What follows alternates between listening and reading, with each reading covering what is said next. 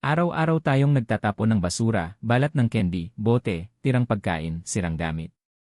Pero naisip mo na ba kung saan napupunta ang lahat ng ito? Unang bahagi, ano ang basurang solido? Ang basurang solido ay tumutukoy sa anumang uri ng basura na matigas o hindi likido. Kasama rito ang basurang bahay tulad ng tirang pagkain, plastik, at lumang damit. Basurang komersyal mula sa tindahan at opisina. Basurang industrial mula sa mga pabrika. At maging ang delikadong basura gaya ng baterya at sirang gadget. Pangalawang bahagi, bakit ito problema?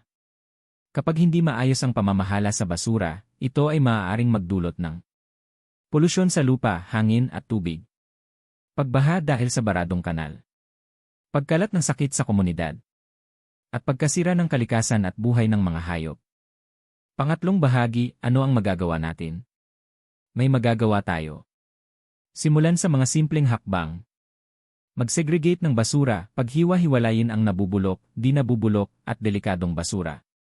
Mag-recycle at muling gamitin ang maaari pang mapakinabangan. Iwasan ang paggamit ng plastic. Makilahok sa mga clean-up drive at edukasyong pangkapaligiran. Pangwakas na panawagan. Ang solid waste ay hindi lamang problema ng gobyerno, ito ay pananagutan nating lahat. Sa bawat maliit na hakbang na ating ginagawa, isang malinis at ligtas na kinabukasan ang ating binubuo. Basura man ito sa paningin ng iba, ito ay paalala na ang ating planeta ay kailangan ng ating malasakit.